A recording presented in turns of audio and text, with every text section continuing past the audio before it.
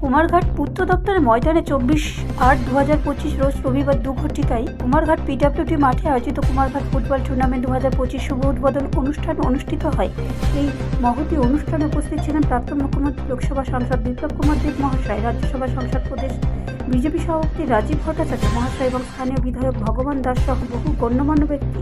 এবং টুর্নামেন্টের মূল উদ্দেশ্য ছিল বিধায়ক ভগবান চন্দ্র দাসের যুবকদের নেশার করাল গ্রাস থেকে মাঠমুখী করে তোলার। বিভিন্ন সময় দেখা যাচ্ছে যে যুবক যুবতীরা নেশার করাল গ্রাসে আসক্ত হচ্ছে, তারা মাথায় রেখে বিধায়ক ভগবান চন্দ্র দাস মহোদয় কুমারঘাট পূর্ত দপ্তরের ময়দানে একটি ফুটবল টুর্নামেন্ট আয়োজন করেছিলেন। 24/8/2025 রবিবার 2 ঘটিকায় আনুষ্ঠানিকভাবে তার সূচনা করা হয়।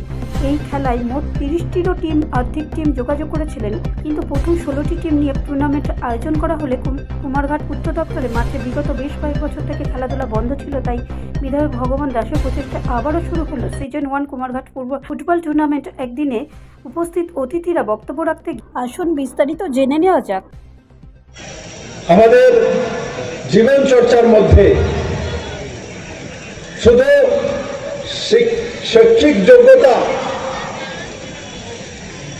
বা ব্যবসায়িক যোগ্যতা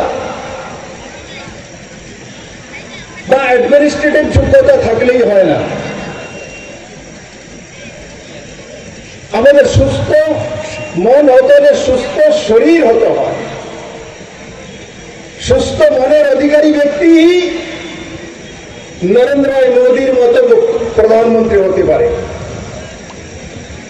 সুস্থ ব্যক্তি ছাড়া সুস্থ মন হতেই পারে না। কোন ব্যক্তি অসুস্থ, শারীরিকভাবে স্বয়ংসম্পূর্ণ না, তার কোনো সময় মাথা ব্যথা, কোনো সময় পায়ে ব্যথা, কোনো সময় কোমর ব্যথা, যখন অসুস্থ থাকে তার মনের অবস্থা অসুস্থ হয়ে ওঠে। যেমন আগে 35 বছরে যারা ছিল এগুলোর দিকে তাকান, এগুলি সবসময় অসুস্থ থাকতো, অসুস্থ মানসিকতার পরিচয় দিত কাজকর্মের মধ্যে। আর ত্রিপুরা রাজ্যকে 35 বছর শাসন করে 12টা বাজিয়ে দিয়েছিল। তার জন্য আমি তাদেরকে ইমার্জেন্সি পার্টি বলি। তার জন্য তার নামই নেই নামি আজকাল। এরা ত্রিপুরা রাজ্যের জন্য পার্মানেন্ট ইমার্জেন্সি ছিল। এদের মধ্যে না কালচার ছিল না, এরা চাইছে যে ত্রিপুরার ছেলেমেয়েরা স্পোর্টসে এগিয়ে যাক। যেটা রাজীববাবু বলছিলেন দীপা কর্মকারের বিষয়ে, দীপা কর্মকার তো আগেই ছিল, তখন তো আমি বিজেপি প্রেসিডেন্ট ছিলাম, তখন সত্তাতে তো ছিল কমিউনিস্ট পার্টি, তখন তো আজকের দিনে কমিউনিস্টের সেক্রেটারি, উনি তো একটা স্পোর্টসের যে এখানে কমিটি আছে তার চেয়ারম্যানও ছিল।